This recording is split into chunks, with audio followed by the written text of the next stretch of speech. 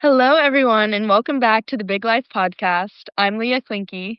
And I'm Kate Phillips, and we are so excited to be here today and can't wait for you guys to hear from some very special guests that we have. But before that, Leah, let's talk about the games from this past week and the teams that are headed to what is it, Elite Eight? The Elite Eight, yeah. So, It's been a crazy, couple weeks of games. 64 teams starting, just over a week ago, and now we're down to 8, so that's kind of insane. So we have FSU, Duke, Ohio State, Michigan State, Washington, TCU, Vanderbilt, and Stanford. So first, let's talk about, kind of what teams surprise you that are still in, and then what team, let's do some prediction. What team do you think is gonna win the whole thing? So let's start off with first, teams. Is there any team in there that surprises you that they've made that far, or? I'm gonna be honest, I think the three Big Ten teams have surprised me just because I feel like historically besides Penn State, Big Ten teams, Iowa's done well in the tournament, but a lot of Big Ten teams don't always make it that far in the tournament. And Ohio State, who is an unranked seed coming in, is killing it. Michigan State, I I don't know if they're an unranked team, killing it. And then Washington, I mean, they won the Big Ten, but they are also killing it. I mean, Ohio State and Michigan State both are playing so well right now. Yeah, I mean, it's the they are. time to be playing well, but it kind of has surprised me a little bit. Yeah, How about yeah. you? And kind of going off that, the fact that you see, or it's just a testament to women's soccer and how you just have to take it one game at a time because anything can happen. There's so many 1 and 2 seeds already knocked out. Anything Mhm. can happen on any given day. Anyone can win. So yeah, and I'd kind of agree with you. I feel I mean, FSU and Stanford, and Duke, not surprised about. TCU did good against UNC. Vanderbilt, they had a good year and they've been doing well. Yeah. So yeah, I mean, I'd say Ohio State and Michigan State mainly too. I Yeah. mean, those are both teams that we've played. Obviously, two good teams. So I'm kind of cheering for them though. At the same time, I'm I hope they do well. But yeah, now let's go over who do you think's gonna win the whole thing? I feel like we'll probably have the same answer. I'm gonna say Stanford. I mean, they are just like I haven't really watched their games. I've seen highlights. They are literally just pummeling teams. Like they score the past two games. I don't know how many goals they scored last game. Maybe six? They scored six? I think Five, 6. Yeah, six. I think it was a lot. 6 goals. Yeah. The game before they scored 7 goals against Alabama, and it was kind of back and forth Hmm. against Alabama, and then they just went boom. They were like, no, we're just gonna go score 7 goals is insane. Yeah. And I mean, even against BYU, 6 goals. It's not like those are bad teams in any way. They just Yeah. have such good forwards that just put the ball in the back, Yeah. just go back and forth, back and forth. Yeah. Yeah. And they have it's not one person that's scoring all their goals. They Yeah. have a few really good goal scorers, but it's also there's 6 different people scoring in Yeah. some of their games. So They have definitely. I don't even know if she had been starting, when, you guys played her and or played Stanford and then, the other games, hadn't really been starting, I think, and playing much, and then comes in this BYU game, and I saw had, 2 goals and 2 assists. Yeah. Coming off from a freshman that they just started, and then they obviously have a lot of star players. Their goalkeeper's Hmm. great, Yeah. from Yeah. front to back, from everybody on their team, it's you can Yeah. put anybody on the field and they're just gonna go and, dominate. Yeah, yeah, and they've been consistent throughout this entire season. They've had a great season, not really a lot of hiccups. I think they've maybe lost and tied one game somewhere back there, but yeah, no, they've really put on the gas in this postseason and have been just killing everyone. So I agree. I think Stanford has the best shot, but I mean, Hmm. I'm excited to watch these games just until the end. Yeah, Okay, so we're looking at the bracket, and Ohio State, Florida State play each other. Who do you think at that game? I'm gonna go with Florida State. Florida State, yeah, I think I would agree. And then Stanford, Michigan State, Stanford, Stanford. and then Stanford, Florida State. I feel like Stanford, like, Yeah, I think Stanford too. That would be a really good game though. I mean, FSU's got some really, really good forwards. Anything could happen, but my money's mhm. on Stanford. I agree. I think also defensively, Stanford is a better team and organized than Florida State. I think Florida State this year's had a little bit of trouble with their Mhm. defensively. I know goalkeepers, they've been in and out of Yeah. people, Yeah, so yeah, yeah, I think yeah. Mhm. Stanford. And then on the other side, it's TCU Vanderbilt. That'll be a really good game. That is gonna be a good game.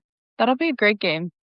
I think Vanderbilt, like when they were playing LSU, which LSU's best player, their forward, she was like hurt and trying to play, so it wasn't like as great as a game as it had been them already playing in the past games.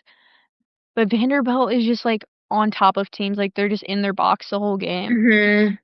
I don't know. I feel like Vanderbilt might come out on that. I haven't watched too much of TCU though. Yeah, they have been good. I'm gonna say TCU just because I feel like TCU's pretty consistent. They're always like one of the top teams. Like they have experience in NCAA tournaments a lot, and Vanderbilt has some too. But I don't know. I think TCU might pull that one off. Yeah. And then we have Duke and Washington. I think Duke's gonna win. Washington's been doing great though, so I don't know. They're all gonna be such good games. It's so hard to decide. No.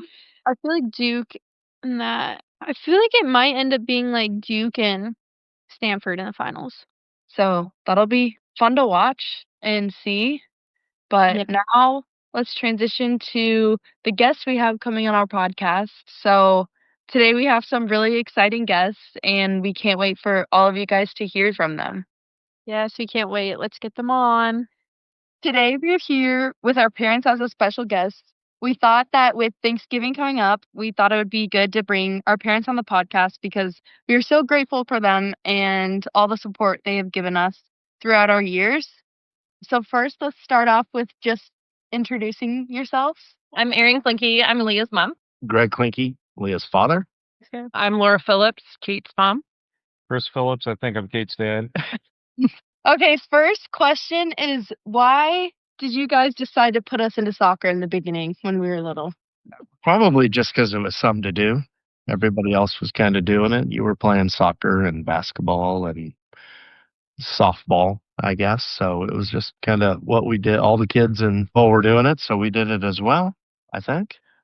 And then the club was really close. It's like 10 minutes from our house. So I guess she did start with like church league and then school league, but then quickly got into the rec league at the club and then quickly into the academy or whatever they call it. But the fields were super close to our house. Yeah. And her cousins played soccer, and yeah, we like soccer as a family. I came from St. Louis. It's a huge soccer town. That's what you did in St. Louis. There really wasn't football as much in St. Louis. It was pretty much a soccer town. Kate's great grandpa's in the Hall of Fame. My brother played, I played, and Kate's sister played. So it was just kind of the thing. And her brothers followed baseball, so I needed someone to play soccer. And I wasn't going to go for a fifth kid, so Kate got to play. Yeah, and your fields were close too initially, Yeah. so it was really easy. Ultimately, it became 45 minutes away, but that's just what happened. You guys know this is something like I could pursue like later, I guess, in life. It wasn't just like something fun to do. I think it was when Kate's mom played volleyball at Missouri and was a Division I volleyball player and was out of town and asked me to take Kate to a volleyball tryout for one of the better teams. And I took her, and afterwards she called me in the car and said, "How'd she do?" And I said, "She killed it. She'll probably make the team." And when Kate got in the car, she said, "I'm never playing volleyball again." And I said, "Well, I think you just made the team." But she's like, "Yeah, I want to play soccer. That's my thing." I'm like, "You better call your mom and have that discussion. I'm not having it." Yeah, no, I didn't pressure you to do it, but there's Really? so Kate is the youngest with 3 older brothers, and to know Kate is you know that you don't tell her she can't do something. So as soon as someone would push her, like an older brother, no, she was gonna be successful at whatever it is that she did. So I knew right away at that point that no matter what it was that she decided to do, she was going to be really good at it. And so soccer became her thing. And it was probably 6th grade when you decided no more volleyball, no more basketball even, Yeah. and it was going to be all in soccer. And that was fine because she was happy doing it. What about you guys? When did you guys know that I could pursue it later and like be successful at it? I guess. For me, it was really her drive and determination. She would come home from every practice and hit the ball on the wall, on the concrete, on the brick wall that we have outside, and she would go for extra runs. And just even our neighbors were like, when she went to college, they're like, we miss that sound of the ball hitting the wall. Like she just constantly would, she just loved it and would constantly like put in extra work. So Yeah, I agree completely. That would be my answer to the question is coming home from, a long, hour and a half practice and she wouldn't come in the house. She'd just stay outside and continue getting, 1,000 more touches before coming in, slamming the ball against the wall, making me go out and throw the ball as hard as I could to her.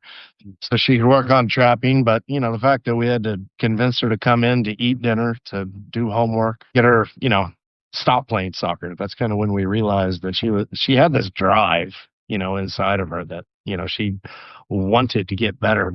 We had to tell her to slow down, to stop. We never had to, light a fire underneath her. And that's when you kind of knew that something was up, that, this is going to escalate. Did you guys, or when I was getting like recruited to college, was that stressful for you guys, or how was that experience like from a parent's perspective? And like, how do you recommend, I guess, parents to deal with that? well, it was before the rule change, so she was super young in 8th grade. So that was like kind of nerve-wracking because she really hadn't even, you were just starting your growth spurt. I mean, you were little and 14 years old, I guess. I mean, really young.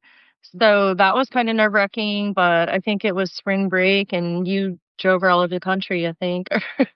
We did some of that. Yeah, I mean, it wasn't nerve-wracking. I just couldn't believe it was happening. Yeah. So just kind of rode with it. And she was probably too young to feel stress or have stress. So we just kind of, again, I was kind of not believing it was happening, and nothing was, that a couple years from now, this is when it's going to pick up. But it escalated as well pretty quickly.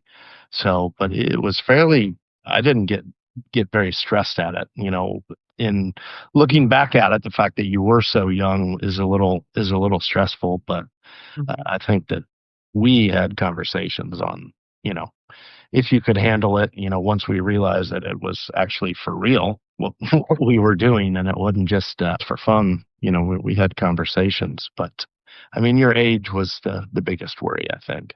Yeah, it's But definitely better that the rules changed now, though, because Yeah. that was way too young to make a college decision. But But it worked out. But your recruiting happened so early, so young, and it really happened quickly. Like it started and finished within 6 months, really. Mhm. Yeah. So we didn't have much time to. That was kind of the good part of it. It got over quick. Yeah. I was fortunate that the rule had Mhm. changed before I started getting recruited, so at least we weren't dealing with, yeah, 8th grade. At least at showcases, like there were still coaches there in 8th grade and 7th grade, which is just crazy to me to think you don't know where you want to be then. You like the idea of a school and, Yeah. oh, I think I want to do at this school just because you watch somebody on Instagram or TikTok and think you need to be there. But no, I think it was a benefit that everything had changed Yeah. for you. Do you think it was stressful? I mean, you were the fourth to go through it, so we kind of had been through it. I thought the neatest part of the process was watching. I remember I was driving her to practice one day, and a school had called, and she was in the car, and it was a pretty high level school. And the conversation, and when she got off, she's like, "Yeah, that I can't go to that school." So I thought that process for Kate was different than her brothers, where she was like, "No, that one isn't right. Yes, this is what I want to do." And even your final decision, when we were at Missouri, you were sitting at the table and the coaches left, and you said you were going there. I said, "Wait, you could get some scholarships here. You could do this." And you're like, "No, this is where I'm going." We had been through it. Yeah, that was nice. Did you ever think that I'd be going to play, I guess, Division I sports? Yeah, I think we kind of knew that you had been through it with your brothers, and it Mhm. was not even a question. You were like, going to go play, and you had seen it all happen. So for you, it was a little bit easier. I tell parents all the time because we obviously had 4 to play in college, and they said, any advice? And I always say 2 things: is one, when your kid starts telling you what they want, because a lot of it is, hey, we're taking them to practice. No, I don't want to go or whatever. But at some point, it flips where they start telling you, and that's when you know they're ready. And the second thing is, this did not happen with Kate, but with all 3 of the others, where they had offers and they couldn't make they couldn't make the final yes. They'd go, well, let me think about it and call back. And I'm like, well, this is kind of where you fit and everything's working. And that I don't believe their brain at that age is developed enough for most kids to just say, yeah, that's what I'm going to do. And that was the most interesting part going through with all the kids is the other 3 had to, when they got their offers, think about it and were really nervous and couldn't say, yeah, I want to do it, because they still wanted to look around and things. So that was, I think, a little easier with Kate because her mom had went to Missouri. I'm from St. Louis, so it was a lot easier decision for you. The journalism school was a key too, and making the right fit as far as academics go. It wasn't a shot. All the way back to your question, though, is no, there was never a question in my mind that you would be a Division I athlete, no matter what it was that you decided to do. I mean, I had been through it. I knew what it took. You've seen your brothers. You know what it takes. And no, there was never a question in my mind. But then what school you picked, that was more as far as trying to figure out where you were the right fit. I mean, for me, it was not were you going to play Division I. It was which sport, either soccer or track. Leah had a really successful track career alongside soccer, so it was more of like, which sport is it going to be? Yeah. When you were in 6th grade, I would have been like, oh, that would be awesome if she's a Division I athlete. And obviously it happened so quick. By 8th grade, I'm like, I can't believe my daughter's going to be a Division I athlete. That's, it's like jaw dropping. Yeah. So, in the fact that, as I said before, I'd like to take some credit for it, but she did all the work herself, really. We drove. That's about it. And how does it feel for you guys both having graduated from Notre Dame and now for me to go there and be graduating in 2 weeks? How's that? I mean, it's unbelievable. I think I might cry, but it's like amazing. We always said to Leah, like, don't pick the school because this is where we went to school. And we were kind of like almost the opposite. Like, you probably shouldn't go here because this is where we went. But in the end, she was picked that and was most comfortable there. And it's been an unbelievable experience. So we're so proud of you. Yeah. The answer to that is best case scenario. Yeah. We would have been happy anywhere, but it's awesome. Your Notre Dame experience is so different than Mom and I's, but so it's kind of weird looking through that lens. But man, it's so fun to just sit back, and these last 3.5 years been fun to visit campus so often and kind of relive our glory days. Studying in the library and performing on a quarter. Yeah. I feel like it was really good that you guys, when I was being recruited and like even now, like and taking my next steps, like you guys leave it like so open to me and don't like influence me one way or another and just are like whatever's gonna make you happy and just support me. So I feel like that's been like key, and just like you're letting me make all the decisions without any like outside factors. So what is you guys' favorite part of watching me play, or like my team, I guess, in college?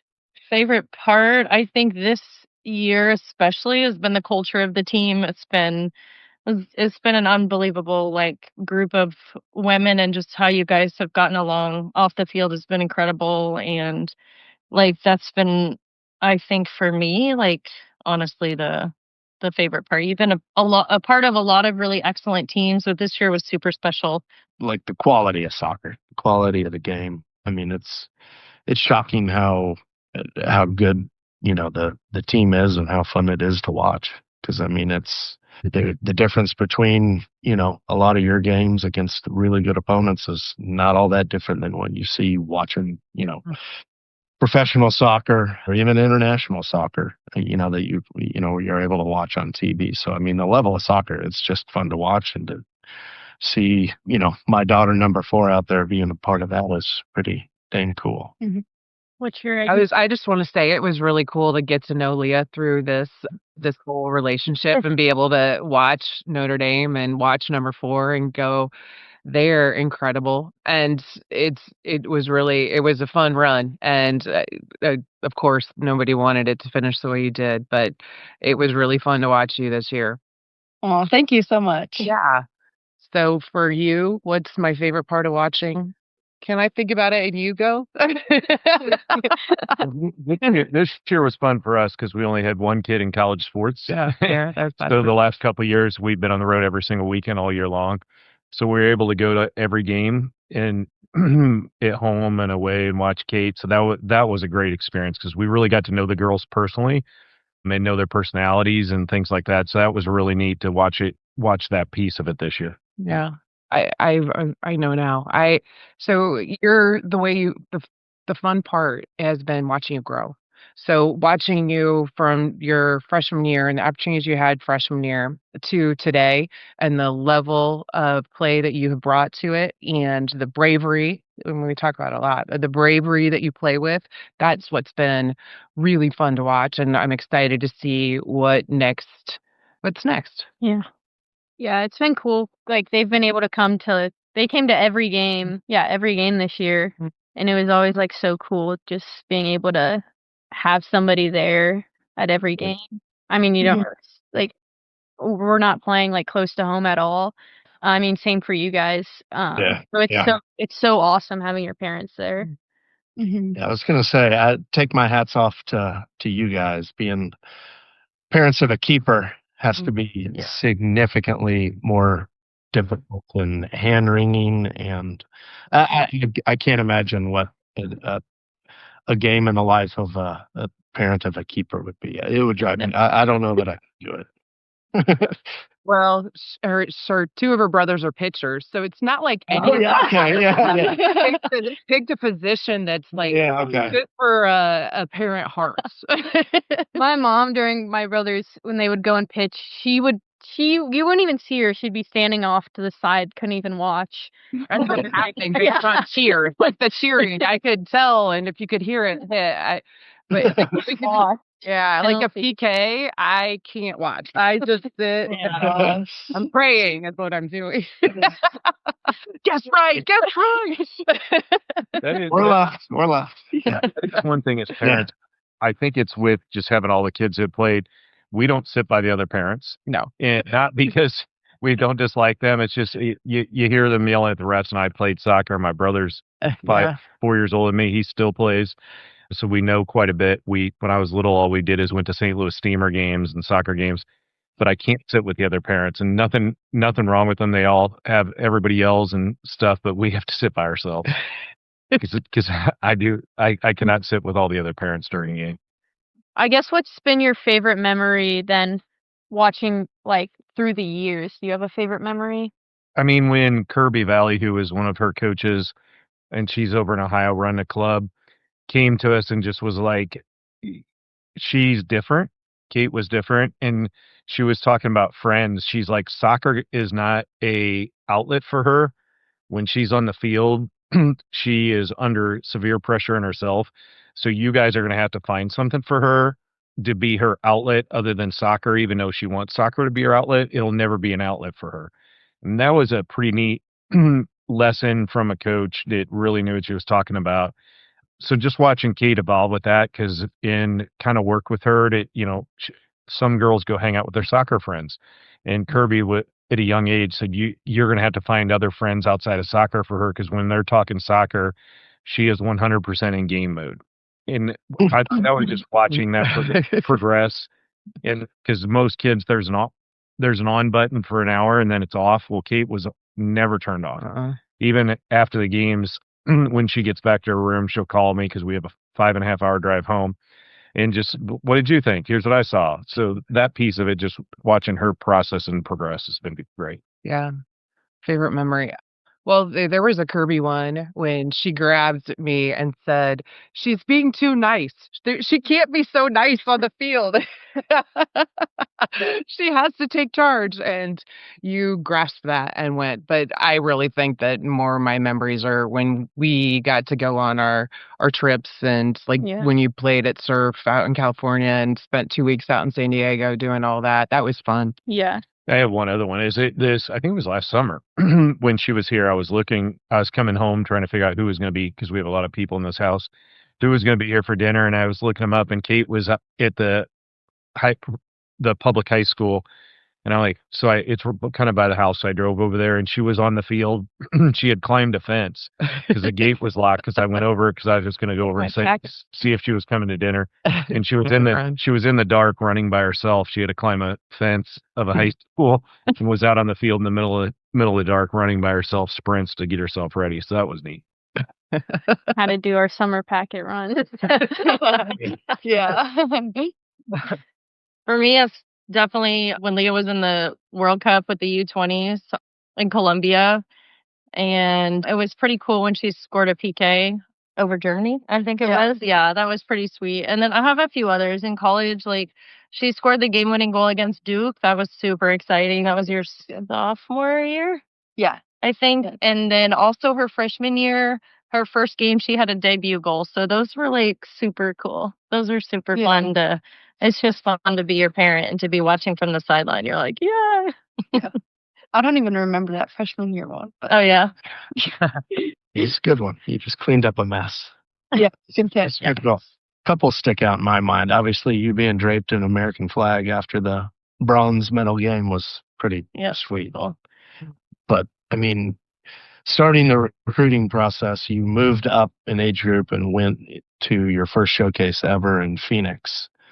So you were with older girls, and this was right when first time you had sent emails out to coaches. So first time coaches college coaches other than the locals had ever watched you play, and you knew you weren't going to be starting because you were just filling in. But you scored 2 goals in that first game, playing out of position, just where they needed you, and then you scored a goal in the second game, and that's kind of where the recruiting just started enormous after that because you dominated as a youngster. So that was pretty cool. And then I remember, I think it was your senior year in high school, after a game or at the club level, we kind of have bleachers and then there's kind of a concrete walk, and then the field where you play. And I remember going to the bathroom, you were playing CE, and you were absolutely dominating the game, going up and down the sideline, throwing cross after cross after cross in. And I just remember walking to the bathroom, and the CE parents were like, "That's Leah. That's that Leah girl. She's going to Notre Dame." Next parents were like, "She's been doing that to us for years. Is she ever going to get, is the coach going to take her out? She's killing us." I mean, it was just, I'm just smiling. They have no idea who I'm like, you know what? Probably was one of the best games you've ever had because it was dominating. And you knew a bunch of the girls on that team, so I was smiling. So that was pretty fun. Yeah, that's fun. Seems like I need to get back to scoring goals. Even different. Oh my gosh. Okay, anyways. What do you guys think, kind of pivoting, is been the hardest part about being a soccer parent? I think just staying quiet, not offering any feedback. Or if I catch myself offering feedback, be like, don't listen to that. I have no idea what I'm talking about. You better ask your coaches. Just supporting you always. And like, we just love watching the sport. It's so fun for us and so fun to watch you play, but just staying quiet. That's just like super hard. We got good at that pretty early, though. Some of the other parents on your teams took a while. And even in college, it's a little, but yeah, I mean, staying quiet. I mean, just trying to let you be you and, keep you at arm's length and realize that it's hard. We go through this. You guys have been through this with your children that are older, and we're doing that with your older brother and younger sister. And we have to let go, and that's always hard for parents and let you make decisions. But, through soccer, you've grown up very early, grown up early. You've, gone all over the world by yourself and had to make all sorts of very difficult decisions, starting with recruiting and all sorts of things since then. And your world and your life right now is about to get a lot more, not difficult, but, a lot of decisions are on the horizon for you. So, I mean, the hard part is just stepping back and, realizing that we're really not necessary like we were back when you were 2 and 3 years old. So letting you make the decisions and being there to be a sounding board if asked. I can piggyback on that one right there because it's not really even being a soccer parent, it's just being a parent and just knowing that you're out in the world doing your very best and you don't need my feedback. I love that you call. I get to talk to you. But just that is just letting you be your grown up awesome self.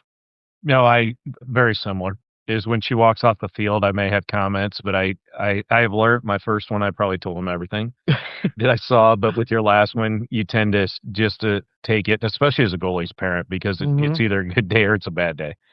There's no in between. You're like, yeah, you played well, but they scored 3 goals on you. Yeah. And the other, I think the hardest thing as a goalie's parent is filter, but letting everything go from other parents, because if you lost a game, the goalie played bad. And they may not have, but the uneducated, I would say, soccer minds will think that. So just smiling and learning how to smile, and then we always talk later. So yeah. Now that it's Leah's end of the season and she's done, what emotions, I guess, are you guys feeling that her senior year's done? I mean, it's kind of bittersweet. It's just super special because she's going to be an alumni from the same school as us. So we're definitely feeling sentimental about that. So a little bit sad because we won't go back to a place that we love and is super special for our family, nearly as often. We'll still go back, but not as often. So, it's kind of a little bit sad, but also exciting because she has lots more soccer to come. So that's super exciting. And we're looking forward to the next chapter in her journey. It's disbelief, and it's so cliche that it goes so quick. But man, 3.5 years is gone. Yeah. It's amazing. So disbelief is my quick answer. But just like Leah is, we're turning the page, and now we're gonna have to buy some new clothing items, I guess. No. So, you're fine. I mean, there's all sorts of stuff to look forward to now, and we have just amazing memories over the last 3.5 years. That's a lot of great memories. So, and I mean, that's just the parents talking. I can't imagine what your 3.5 years has been like that we, what we haven't seen behind the scenes. So we see how you interact with your teammates and your friends. So I'm sure that it's exponentially better what your 3.5 years have been compared to your mother and I's. But man, it's been quite the run. So, but disbelief that it's over. Yeah. That's how I'm feeling. But also unforgettable, and just I have so much gratitude for my 3.5 years. That's all. Just happiness, even though it's over. It was the best it could be. So that's what I'm feeling. Now for you guys, Kate still has one more year. So what are you guys most looking forward to for her final season? Well, I'm looking forward to the schedule coming out for next year so I can see if maybe I get to go to some new SEC schools. Because there's a few we haven't been to yet. So that'll be fun. No, I'm looking to see, I'm excited to see Kate be successful. And I know that it'll be a phenomenal year and fun to play with. You've got a great core group of kids that are there that it's going to be fun to watch you wrap up. Yeah. Yeah, I think for the season next year, it'll be fun to watch to see where they go, because I think they have a great coach. They haven't probably performed like they need to, and I knew her coach when she was in high school because she played against my sister. So just watching this whole process and develop, and I do think they have a huge opportunity if the girls grasp it and run with it. So that'll be fun to watch. It's different because our boys, when their final day, all the parents would be standing there crying. I'm like, well, now we gotta go home for the week, and then we'll run off to a soccer game. So it'll be weird when Kate ends, because I was never upset when the boys' final thing, because I knew I had another one right behind him that I'd go watch, and we'd have together at the house. But this one will be a little different. So we'll have to. The nephews will see us a lot more at their games. Oh, we can follow Leah. Yeah. Oh. Hey, last question. Looking back, would you guys do differently as soccer parents? And if so, like, what would you do differently? But you guys are perfect, so maybe not. Oh, that was going to be my answer. I don't know. That's a tough question. This is a good question for you, actually. What could your parents have done better? Right. Okay. I feel like, I mean, you guys did a good job, but like I said earlier, like just like letting me do my thing, I guess, and not putting outside opinions or perspectives, or especially like after games. Like, I guess you guys didn't really tell me like, oh, you should have done this better and this better. And if you did, I was upset, but you guys really didn't. So I feel like that was good. I don't have another answer. Probably should have bought bags more often and inserts for the sneakers so the car didn't smell so bad. Gloves. Could Yeah. have invented something like that. I could have been a better parent. Anything? Maybe said, be a forward. Yeah. When Kate was little, she was the goal scorer. She just kept putting him in. So they stuck her in goal to hide her for a little bit. And then they're like, oh, maybe she should be a goalie. Yeah. Yeah, I was too aggressive at playing forward. They were like, oh, put her in goal. Then you stayed there. They made me start showing up to the goalkeeping training sessions, and I just guess I liked it. I don't know. Yeah, you're a little crazy. So, yeah. Yeah.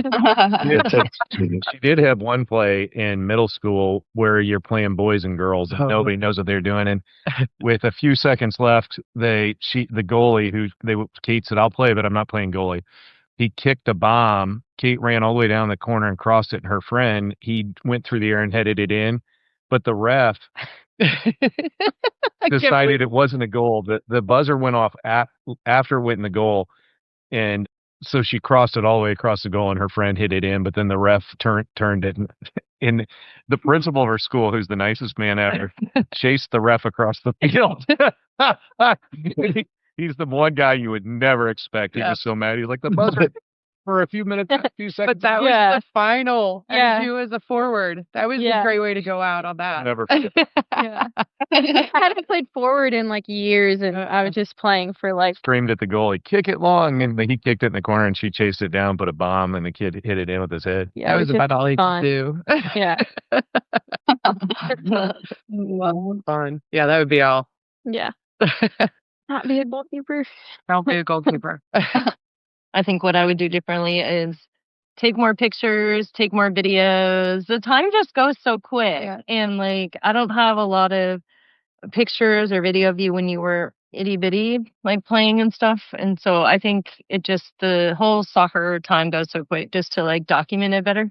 Yeah, I think that's what I would do differently. Yeah. That's a great one. Make sure you get the uniform. We're trying to track down 3 baseball uniforms right now. Yeah. Because we didn't get their uniform. Yeah.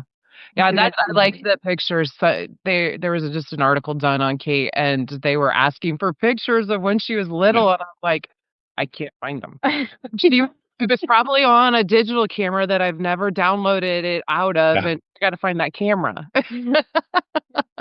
Totally. True.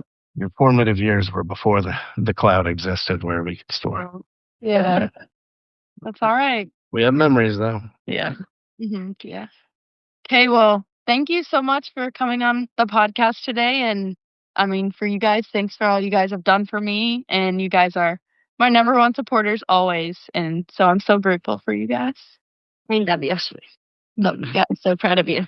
And thank you guys for coming on and everything you've done for me for my soccer career. It's been very special. Fun. Have one more year left. Maybe some more. I don't know. Maybe some more. We'll see. We'll start the parent podcast next week. That's right. Thanks to everyone who has joined us today on our final episode of the Big Life podcast. This has been such an amazing journey for us, and we're so grateful to everyone who's been listening and supporting us along the way. And Thanks, we'll guys. see you guys later. Bye.